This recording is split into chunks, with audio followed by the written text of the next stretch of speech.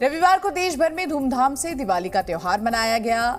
अभिनेताओं से लेकर नेताओं तक और दिल्ली की गलियों से लेकर सरहदों तक लोगों ने जमकर आतिशबाजी की। रिपोर्ट देखिए। त्योहार क्यों कहा जाता है, ये बताने के लिए ये तस्वीरें काफी हैं। मुंबई से लेकर दिल्ली तक जिस तरह शहरों और घरों को सजाया गया, वो बता रहा है कि लोगों ने दिवाली का इंतजार कितनी बेसब्री से किया था। लोगों ने जमकर आतिशबाजी की और लाइटों की जगमगाहट से पूरे शहर को रोशन कर दिया। हालांकि दिल्ली में प्रदूषण बीते 2 दिनों से कम था, लेकिन आतिशबाजी के बाद शहर में एक गहरा धुंध सा छा गया है। अब जम्मू कश्मीर के कुपवाड़ा की तस्वीरों को देखिए। कुपवाड़ा के तीतल में 75 साल बाद दिवाली मनाई गई है। सरहद पर सैनिकों ने भी दिवाली का त्योहार जोरदार तरीके से मनाया।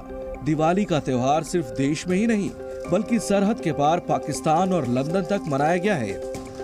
पाकिस्तान में वहां रह रहे हिंदुओं ने खूब पटाखे जलाए, तो लंदन में भारत के विदेश मंत्री एस जयशंकर ने भी इस मौके पर श्री स्वामी नारायण मंदिर में पूजा अर्चना की। दिवाली के मौके पर देश के कई इलाकों में आग लगने की घटनाएं भी सामने आई हैं। कहीं दुकानें जलकर राख हो गई, तो कहीं कबाड़ के गोदाम स्वाहा हो गए।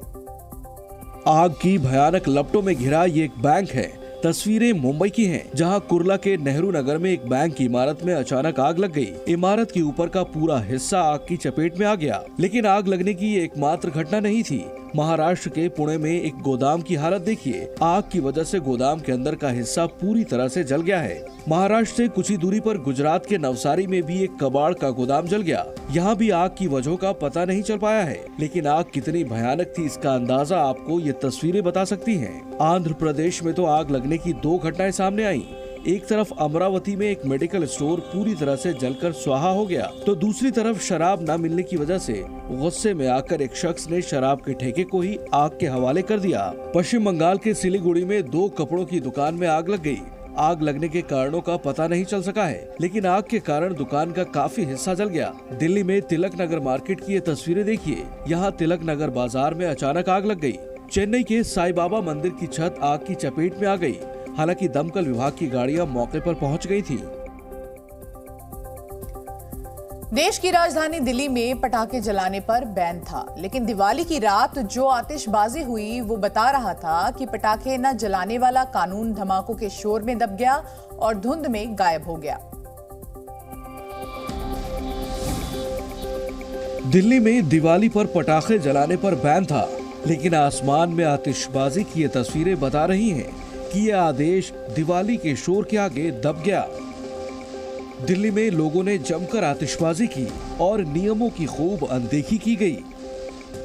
इस आतिशबाजी के कुछ ही घंटे बाद दिल्ली की तस्वीर पूरी तरह से बदल गई। राजधानी के कई इलाकों में स्मॉग की घनी चादर छा गई। एयर क्वालिटी इंडेक्स जो है वो 249 यहाँ पर बना हुआ है, और इसी के साथ यहाँ ठीक सामने आप देख पा रहे हैं इंडिया गेट जो है वो यहाँ जो धुआं है, जो प्रदूषण है, उसकी चादर से घिरा हुआ है। हैरानी तो इस बात की है कि दिल्ली में पटाखों के जलने से पहले AQI 218 थी, जो बीते 8 साल में दिवाली की सबसे स्वच्छ हवा थी। लेकिन रात में पटाखों के जलते ही AQI 250 के पास पहुंच गया। भारत की सख्त कार्रवाई ने कनाडा की अकड़ को ढीला कर दिया है। कनाडा के पीएम जस्टिन ट्रूडो ने रविवार को अपने बयान में कहा कि फिलहाल भारत के साथ कनाडा का झगड़ा नहीं है। भारत ने कनाडा के खिलाफ अपनी कार्रवाई क्या की? धीरे धीरे जस्टिन ट्रूडो के तेवर गर्म से नर्म होने लगे। हालांकि वो अब भी भारत द्वारा कनाडाई राजदूतों को निकाले जाने की बात से नाराज हैं।